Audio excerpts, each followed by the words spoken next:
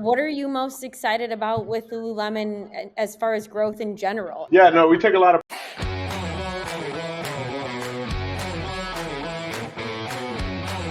So, my guest today is Los Mejia. He's the Director of Distribution Operations at Lululemon's Distribution Center in Columbus, Ohio. With nearly 25 years of experience in supply chain and operations, Los has built his career around some of the most demanding logistics environments in the country, starting his career as a logistics area manager at Walmart's Automated Distribution Center, moving through progressive leadership at Target, Martin Brower, and Kohl's before spending 8 years as Director of Distribution at The Container Store, a great store. Um, he joined Yes. Lululemon in late 2022 and has since been running their Columbus distribution center while navigating one of the most complex supply chain periods in recent memory, from e-commerce surges to tariff upheaval to international expansion and more. Los, welcome to Inside Freight. Awesome. Well, thanks, Kelsey. I appreciate the time and excited to chat with you today. Definitely a great. It's a first for me. I've never done a Love it. podcast or whatever we call this, right? But excited to chat. I love this space, and it's something I'm passionate about. Love talking about it. So excited to get into it. Love that. That's a great segue. So you've been in this industry for almost 25 years across food distribution, restaurant supply chains, retail, athleisure. What's sort of that through line? What's keeping you? You said you love the industry. What's keeping you in it? If I had to guess, majority of the people that end up in this field end up in it by mistake or by need. It's not necessarily like, oh my gosh, I'm going to go into distribution. I know exactly what I want to study coming out of college. Like, it's one of those that there's ample opportunities coming out of school. And that's what happened to me. I needed a job. I actually studied marketing, and I really wanted to be in advertising. Unfortunately, those are much harder to come by. And so I applied at Walmart Distribution Center, like we talked about at the beginning. It was a food distribution center. I'd never been inside a distribution center in my life until that moment. And so I was like, you know what? Good short-term opportunity for me to kind of at least be able to pay my bills, and then I'll find what I really want to do. Yeah. And So you really wanted to do distribution. and then, within probably the first year of being in it, I realized that misconception that people have that distribution center is just a place where you store a bunch of boxes and you move them from point A to point B, which was how I thought about it prior to getting started. It really is, it couldn't be farther from the truth, right? Like, a distribution center, while it houses all these products and all these boxes that do move from point A to point B. To me, what I realized early on is that the greatest part of being a leader in a distribution center is the fact that you can impact people's lives every day. Every single day, through my attitude, through my interactions, through the way that I speak with people, I have a choice on how I'm impacting them. And I realized that early on, and I saw that was something I really gravitated to. And as I progressed in my roles, it wasn't just about making a person's day better anymore. It wasn't just like, stopping and thanking them for a job well done, or saying how is your family doing and getting to know them. As I progressed, I realized that the power of leadership is that now you can truly influence their life in the way of, you know what, you're a picker or a packer. And that's what you think that all you're going to do in the distribution space, and all of a sudden someone takes an interest and says, hey, I see more potential in you than that. Let's challenge you with this. Let's give you opportunities to learn something new. And then they go from that mindset to something so much bigger. So my 25 years in this industry, I have been a witness and a part of that story of seeing people really grow past what they thought that they could accomplish. And so to me, that's the essence of this business, is why I love it, is why I stay. It's not easy. It's definitely, especially we were talking before the start about peak seasons, right? It's nonstop. It's always something that, fires that you're putting out. But at the end of the day, if you focus on the fact that you're impacting people's lives in a positive way, I think that kind of brings me back to center anyway. Yeah, absolutely. And I think the chaos is kind of what a lot of people tend to end up loving about this industry a little bit. Yes. Sort of the unpredictability and it's not boring. That's for sure. That is an understatement of the year. Like, it's exactly to what you said. Not one day is the same. Like, even though our game plans and the way that we should approach the day to day, the playbook is there for you to say, here's how many orders or how many shipments we need to do, and here's how many people it will take to get that done. And then if we do that, then we're going to get it done in X amount of time, and it's going to cost us X amount of money, right? The playbook is there. The part that keeps it interesting is that while that may be the baseline, every day is different. Yep. Today, as an example, we had some equipment go down. And so even though our playbook said we're going to do this much, now we have to account for the fact that we can't get into the aisles that we need to bring the product down to fulfill the orders. So how do we pivot, right? I didn't expect that walking into this morning, but now we're coming up with a whole new game plan, and we'll be fine, and people will get their stuff. But at the end of the day, that's what keeps it super interesting as well. So great point. Yeah, absolutely. Well, kind of, touching on how you came in this morning, and you kind of never know what a day is going to look like. Walk me through more of a typical day, if you will, in the outbound freight game from Columbus. What are you guys moving? Where is it going typically? Sort of the nuts and bolts of it all. So our distribution center is set up basically to handle all modes within the Lulu sphere. We handle e-com, we handle retail, we also handle wholesale. And so within this space, we're moving quite a bit of volume. We have the largest retail chunk of the US. And so of our 2 distribution centers in the US, we take the majority of the volume for the stores, particularly because the East Coast is where a big concentration of our stores are. Okay. And so retail has been what Columbus has been known for, like as far as supporting our stores. But as there has been a lot of changes to tariffs over the last year. And so we're starting to see also a spike in our volume of e-com fulfillment that we do out of this distribution center. I see us continuing to push quite a bit from that. And then our wholesale side continues to grow as well. We have a good chunk of, palletized shipments, just single cartons or less than truckloads. So we do all modes as far as how we get our product to the stores. We do pool carriers, right, for some of our deliveries.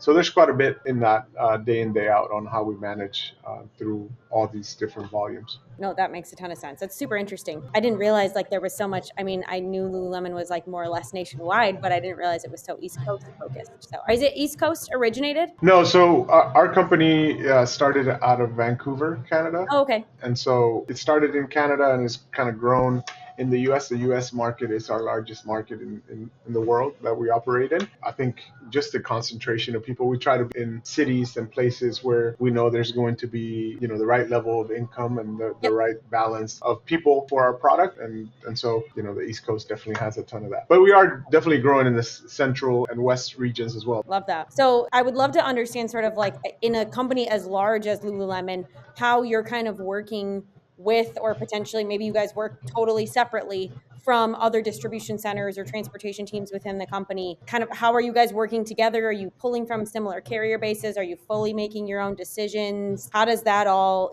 play out in such a large company? The key for us is having dedicated teams both on the inbound side and on the outbound side. So we have an inbound and an outbound logistics team that helps manage the relationships so that we can focus on the day-to-day within these 4 walls. So they establish the carrier contracts, the different rates that we're going to pay based on volumes. And those teams are dedicated to figuring out how much we're going to move, where it should be moving from. They're great partners. So we are in daily communication. We keep in touch with both sides just to really understand, okay, what's inbound for us so that we can plan our day, our week. Outbound carrier perspective is do we need additional trailers? Do we need more pickups because the volume has spiked past what we expected? Are the pool carriers going to be able to deliver on time if there's any kind of delay? So all those conversations we have as a group.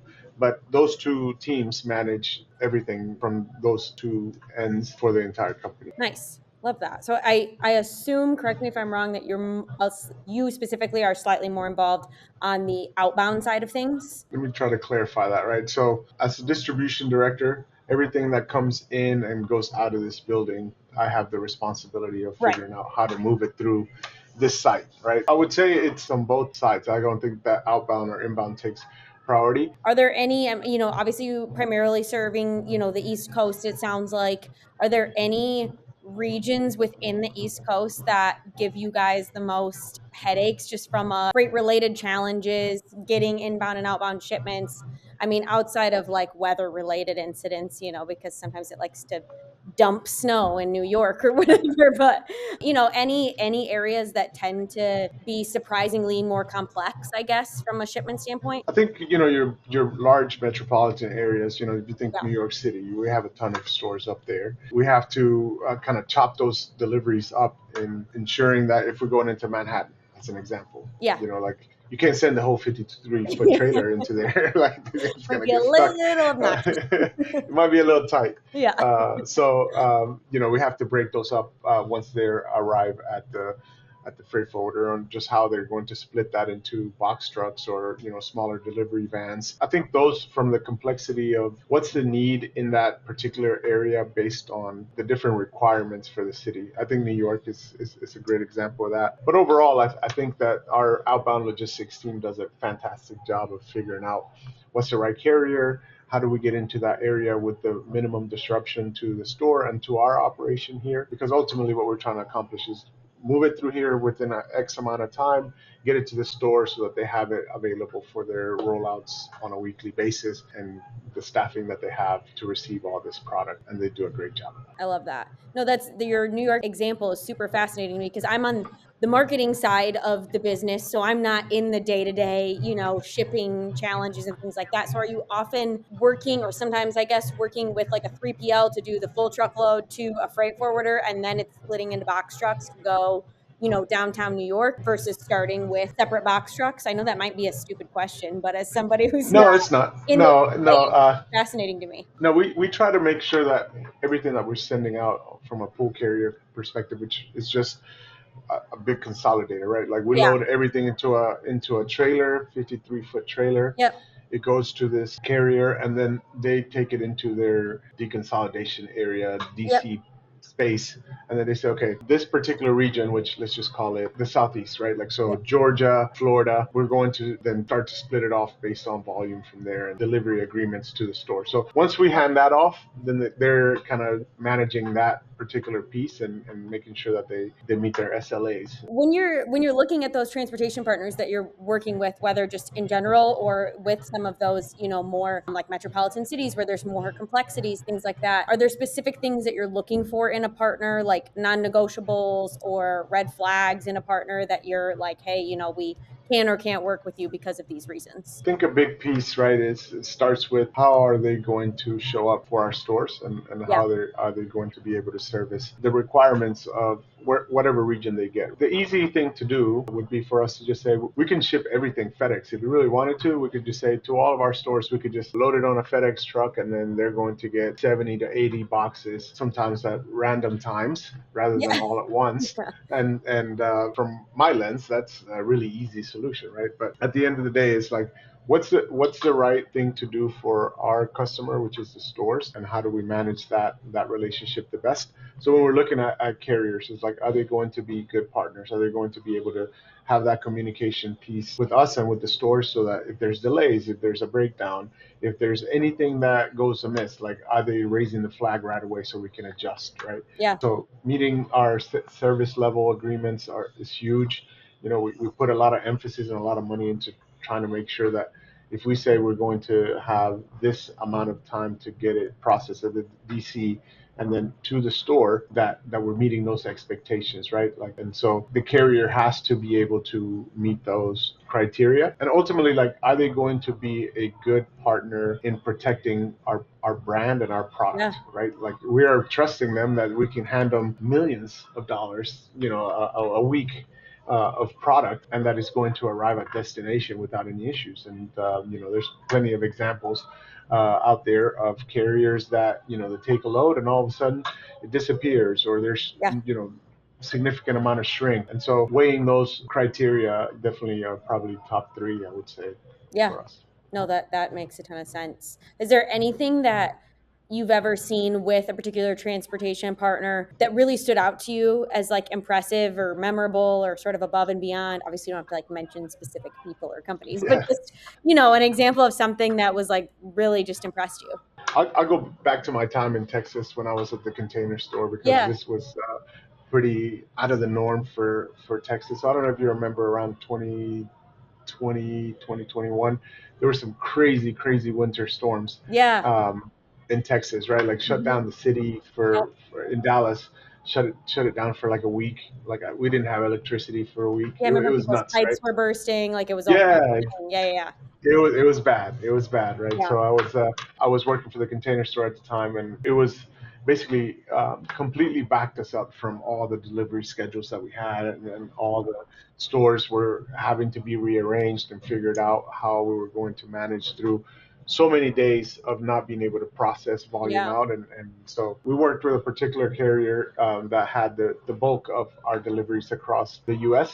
yeah, They just showed up. They were in the same boat we were, where yeah, we were short people. A lot of folks didn't have power, ways to get out of the house, and yet, when we said, here's the plan, here's how many deliveries we're going to do by day, and how we're going to break these up. We needed to have the trailers in place. We needed to make sure that they were getting picked up and on the road as soon as possible. They just basically just descended on our DC and said, all right, here we are. Tell us what you need and how we're going to get it done. And it's a pretty cool example yeah, of partnership, right? Of people that they knew the situation we were in. We were yeah, losing sales every time that we couldn't make those deliveries. We were putting a lot of money out there that we just weren't able to kind of make the return until it made it to the stores. And so they showed up even through all the different struggles that everybody was living through.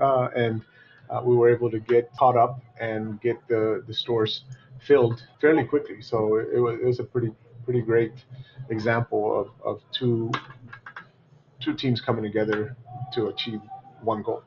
yeah. It's cool the way to see like how people show up in like crises like that, like when they just prove their reliability and consistency. And yeah, that's awesome. I love that. I saw on one of your LinkedIn posts, you guys have a really cool records wall at the Yeah, Coast Distribution Center. I'm curious about the 144,000 units picked. Is that yeah. all time in a year? What's that record? And then kind of what has it taken for you guys to break? Is that something you're breaking often? Like kind of what is that? Give me a little background on that one. Yeah, no, we take a lot of pride in that. Our folks do amazing work day in, day out, right? And we want to recognize them. We want to make sure that amplify their efforts to anyone that's visiting our DC, or even through, like you said, LinkedIn, Yep. to showcase, right, the great work that happens here. 144,000 picked was in one day. So that's during Holy our cow. peak season. Yeah, it's a lot. And, like it only keeps going up. So Yeah. like, I'm pretty confident we're going to break it this year. But every year we're challenged, right, to continue to grow our volume and our output, just because the business keeps growing and there's only so many distribution centers that you can put up and do the work with. So it's just one day for picking. Some Yeah. of those records on there are for the whole week, Okay. depending on the department. Yeah. But the majority of the time when we're looking at those celebrations is what were we able to accomplish for the one day output, right? Yep. And usually all of these get broken around peak season just because the volume is so significantly higher. I mean, we Yeah. go above and beyond the numbers that we see day to day off peak, and Yeah. so once the volume is there, it's just like all hands on deck, trying to push it out and trying to get it knocked out. But our people take a ton of pride in finding ways to break those records. I love that. Yeah, you've talked a lot about culture, specifically in your distribution center, and it seems like you've really found your niche. You mentioned like nobody wakes up in the morning when they're 5 and says, "I want to work in a distribution center," whatever. But it seems like you've really found your niche in like leadership and culture, and it's sort of like I don't want to say it doesn't matter, but it doesn't matter where it is that you're working. It sounds like you've really found your niche in how you support people. And I'm curious to hear just like more about the culture at the distribution center. I saw someone else's post on LinkedIn talking about getting a little tour and that there's an on-site gym and that there's 30 plus languages Yeah, spoken there, which is crazy. So yeah, I just love to hear more about like the space itself. You don't expect that. Like you said, when you don't work in a distribution center, like myself, I'm thinking like it's just a bunch of boxes in a warehouse going from point A to point B, and that's about it.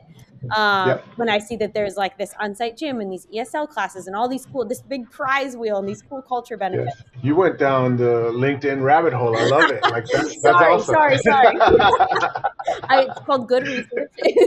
I love it. No, no, it's great. It's great. Um, I think the kind of like what I was telling you earlier. I think distribution sometimes also gets a bad rap just because people don't understand the environment. They don't necessarily get to see it. It's not like you can just walk up to the distribution center and, hey, let me take a look around, just see Yeah, what it's like. You exactly. could do that to one of our stores, and you can go Mhm. into a Lululemon today and say, oh wow, this is a great, look at all this product, look at the people that are helping us and the Yeah. great customer service. We can't do that inside a distribution center. So Mhm. for us, it's really important that we create an environment where people want to show up every day and do their best.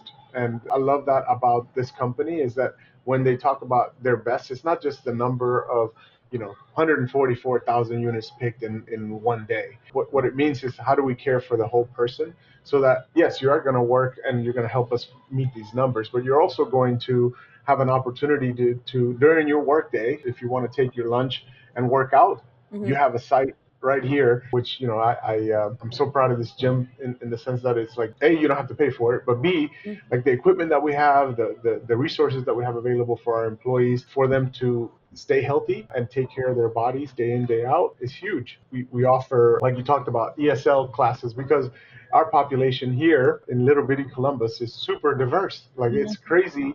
When I first moved from Dallas to Columbus 3.5 years ago, I was like, oh man, like what am I gonna? I don't know what to expect in Columbus. This is gonna be Yeah, kind of, it's Ohio, and I live in it's Michigan, Ohio, so right? you know how we feel about Ohio. You know what? That's exactly right. But I will give Ohio a shout out 3.5 years later. Columbus is great. There's tons to do. I wouldn't have expected it. And the Yeah. diversity that exists here is what really blew me away. So, to give you an example, of my 500 roughly employees that work here pre-peak, we have 32 countries represented, Wow. 13 different languages spoken, and it's just such a diverse group, right? Like it's amazing to just see the interactions. But we realized very early on when I first got here that we weren't providing them with the best tools for success because we had 40-ish% of our population was English was their second language, and for a big chunk of that 40%, this was their first job in the U.S. And Mm. so we had to find a way to say, okay, how do we make sure that they're going to be as successful as they can? Because they want to work, they want Yeah. to do their best, but language is a barrier, right? And, Yeah. and, and it's so difficult to try to make your way when you don't speak it. So Right.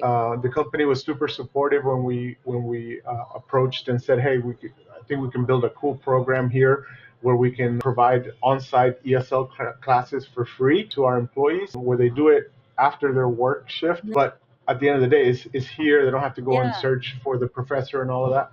It's been a huge success. We've Love had, that. I think we're now in our third year, and we've moved about 80 to 90 people through those ESL classes, Wow. and we still have folks that are continuing on every year, and so for me, that's what makes the difference. It's the type of environment that you create because everyone is moving boxes that's doing distribution is moving boxes point A to point B, right? They're clocking in, they're moving a box from point A to point B, and then they're clocking out for the day. Yeah. We all can do that. That's Yeah. the greens fees right there, right? But at the like for me, what's important is can we create an experience? Can we create a moment where people say, I work here because not just because they pay well, not just because it's Lululemon. I work there because I go and I'm around people that I like. I'm around people that are challenging me in the positive way, are helping me to grow and become more than I am today.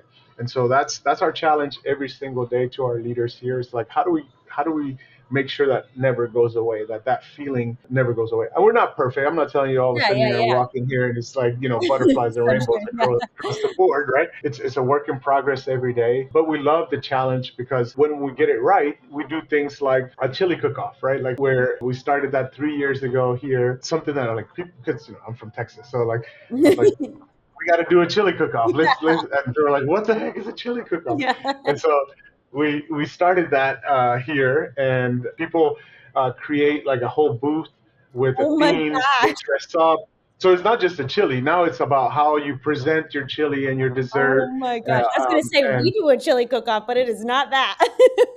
it's a whole adventure. So and it's great, and people really rally around it, and they love it, and that's what it is, right? Keep it fun because the environment itself, as far as like just our four walls, is kind of boring. Like it's the Yeah. same thing every day. You just see a bunch of boxes, but how do you make it fun and engaging for people? And those are some of the ways that we've been able to do that.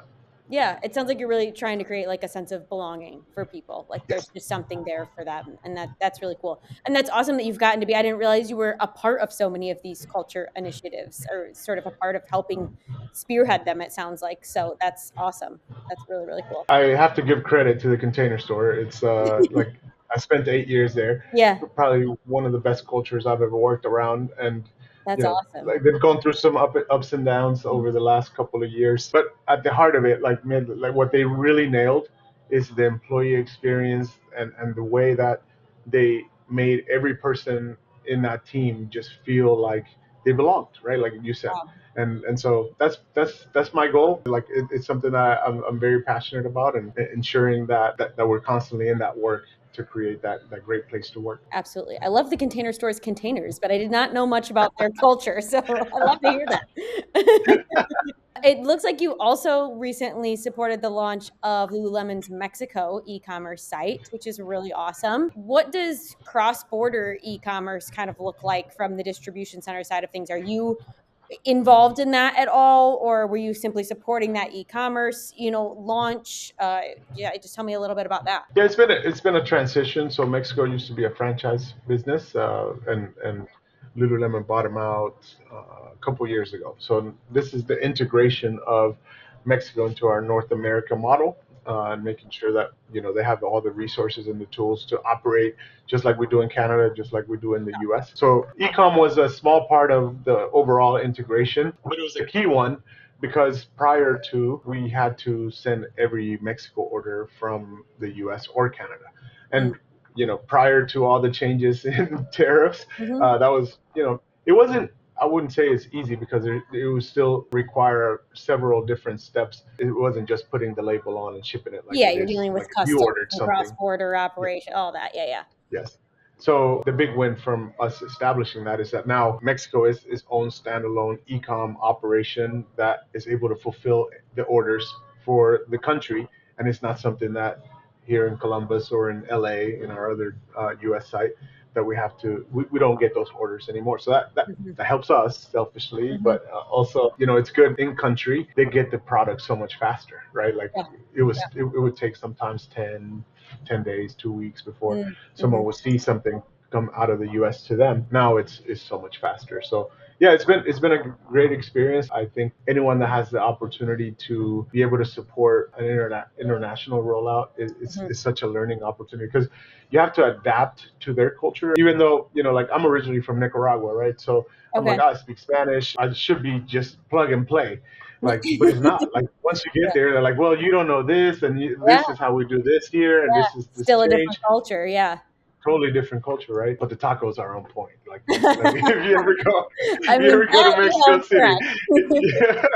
you have to make sure you go through a taco tour of Yes. Mexico City. It's totally worth it. But yeah, it's been a cool experience. It's been awesome. Like it's going to continue to grow, and it's going to be, I think, a very impactful market for us as we grow our footprint. Yeah, that's super exciting. Are you guys, obviously, you're doing a lot of retail replenishment from Columbus. Are you doing much direct to consumer from Columbus? Like, what's the percent breakdown there? Currently, we probably about 15 to 20% of the overall volume for North America. That will continue to grow over the next year. So I definitely do see us taking on a lot more as we move forward, which is great. It keeps our folk engaged and with a lot to do. Yeah, So, but absolutely. it's still right now the main focus is retail. Okay. It's our bread and butter. I don't think that will change. I know that won't change, but it's just layering on additional ecom volume down the road, which will Yeah. be cool. Absolutely. Does that look from a freight and transportation standpoint from your role and from your team's roles? Does that look particularly different, those direct to consumer orders and the retail orders, or is it more or less the same process, just different paperwork? No, it's a big difference, right? Like, so for a retail order, and this is, like why we appreciate retail here so much. If you're like, let's say a store, what state are you in? Michigan. Okay, so Michigan, right? Like we service Michigan from here. So let's say the store in Ann Arbor Yep. orders 70 boxes. We're going to, as we're filling those orders, we're picking multiple items, different items. It could be this shirt, your shirt, this hat, Yep. all into one box. That box gets full, we tape it up. Here comes the next box, right? Yep. And there is no thought other than I have, I'm just gonna make up a number, 500 units that I'm going to send to the Ann Arbor store, and that's going to be spread over 50 boxes, and I'm gonna fill them as full as possible. So it's super fast for us to Yeah. pick through that compared to an online order where you order the shirt you're wearing. It's one item. I gotta go get that one item. In the right Um, color and the right in the size. right color, right size, and Yep. then get it to a packing station to where they are going to inspect, make sure everything's good.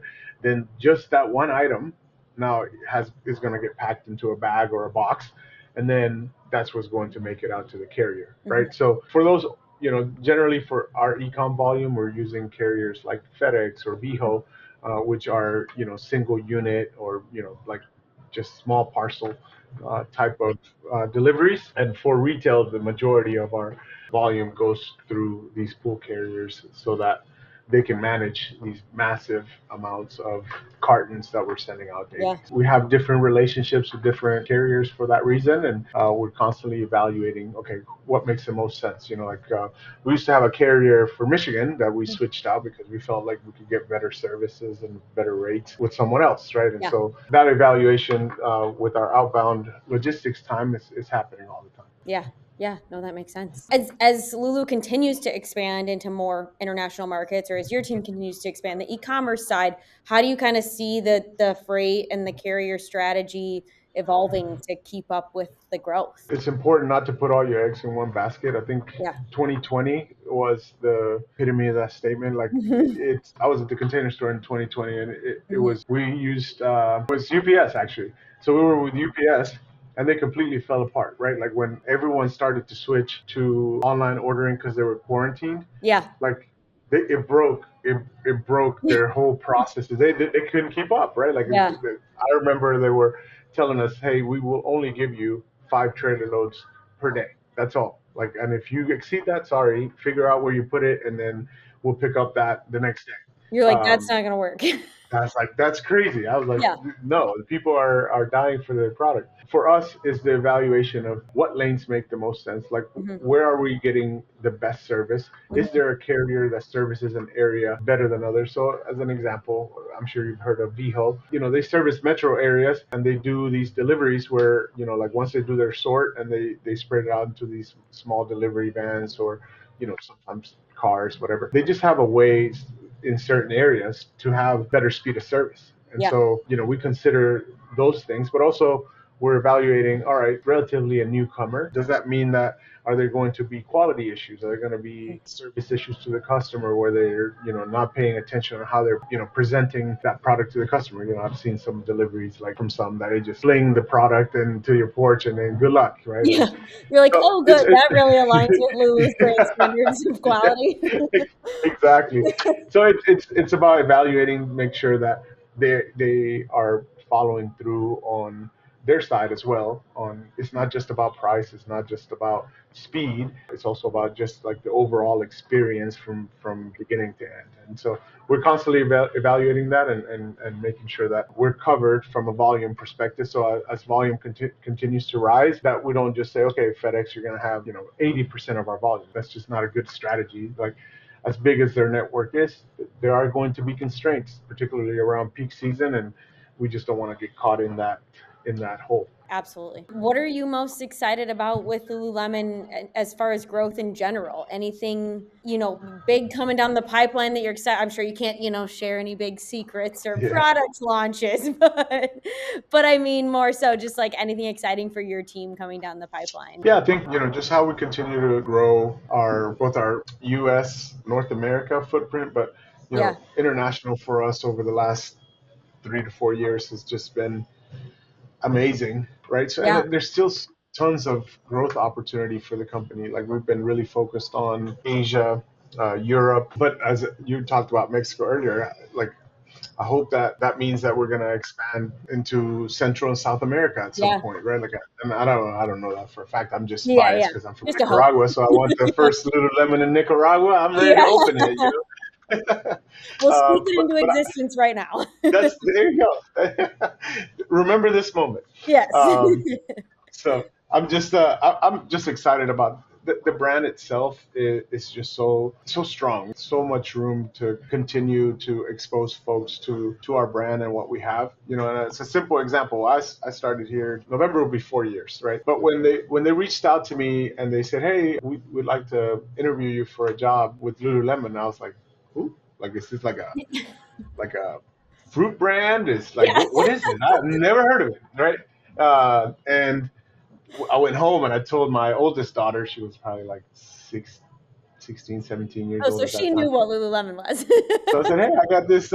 They're calling me about this job with this company called Lululemon. And her eyes were like, did you just say Lululemon? I don't care. You need to take that job. I was like, all right, let me look into it. All right, fine. Yeah, yeah. Once I got her endorsement, and then like I owned no Lululemon at all when I first Mhm. started. And if you look at my closet 4 years later, it's the only thing I own now. Like if you take a middle-aged guy like me that had never heard of it 4 years ago, Mhm. and then I don't just wear it because I like because I work for the brand. Yeah, I wear it because like it absolutely is amazing product. Like yeah. whether it's working out, whether it's stuff for the office, there's a fit for any of the needs that you have. And so I think that that's what's most exciting for me. Like that there's a gigantic market for us still to conquer, for people to learn more about our product. And yes, it is a premium product. It's like it's not going to be on the lower end of the Right. pricing scale, but it's worth it. And the more people realize that and see that, like the quality is just so good. And so I feel like that's the unlock for us to just continue to drive that to the next level, and it's just going to open up a lot for us. Like you said, they're not necessarily on the lower end of price, but they're definitely investment pieces. I only have a couple of Lululemon items, but they're like the ones that I keep going to in my drawer because There you go. that one's I amazing. love it. Do you So know which ones they are? Let me see. Let me I throw a have question your way. I think it's called the Align tank. Maybe Mm-hmm. I have the Align tank, and then I have a Yes. pair of leggings. I don't remember what they're called. Okay. My All right. bad. No, it's okay. It's okay. You got You'll you forgive me. got it. Okay. We won't hold that against you. I Okay. should have We'll worn just. it all for today. We'll be so good. It's okay. It's all good. I saw my last little bit of LinkedIn stalking, my bad, but I saw you were a commencement speaker at your alma mater. Oh That's really yes. cool. I would love to kind of close it off with sort of some advice, some career advice from you. You've obviously built, your career was impressive when I saw your LinkedIn, but even more so as I'm talking to you about the culture of your team and of the culture you've built at the distribution center. So I'd love to know your career advice for someone just sort of in this industry, but also just if you have any career advice in general. We hire right out of college pretty often here at Fifth Wheel, and we're always getting asked, like what do I do with my job search, and how do I figure out what I want to do, and all these different things. So I'd love to know if you have any pieces of advice for the Yeah. next generation of grads coming into the work. Oh, that's awesome. Yeah, no, that was really cool. Like, I got to do it on the 25th anniversary of my graduation, and so it's pretty surreal to That's awesome. stand in the same spot where my family watched me graduate and Yeah. be able to kind of see all these kids' families and how excited they were for this moment. So that was awesome. Like I think it's one of those bucket list moments for me for Yeah. sure. But it did make me reflect a lot on like how did I get there? Yeah. Like how was I able to get to that point in my life? I think first and foremost is people need to just know that there is no perfect path. Like people think career progression goes like this, right? Like Mhm. I spent a year here and then 2 years here and then three Mhm. years here and then five. And by the end, I'm like the president of the company. Like Yeah. um, Not my career's typically gone how like this, yeah. like Yeah. knowing that the path is not straight Mhm. and that you have to be willing to take chances. Mhm. Sometimes it may not be in that moment for you to like get that next promotion or that next level. That doesn't mean that you're not doing what you're supposed to. You're not being effective at your role. sometimes it's just timing, right? Yeah. And if people would just kind of take a moment to breathe and say, okay, let things play out, that naturally starts to happen. When I first started my career, I was super antsy. I was like, all right, what's next? All right, where do I go now? Like, how Yeah. do I get to that next role? Like in this title and that title. And I realize now that as cool as it sounds to be director of distribution, Yeah. Yeah. like for me, like I don't even think about that anymore. I just see my role now rather than defined by the title. I'm defined by the impact that I'm having and how I'm mentoring and growing the next generation of leaders. And that's what excites me, right? Like, and so Absolutely. I think for folks just to realize is like there's no perfect path.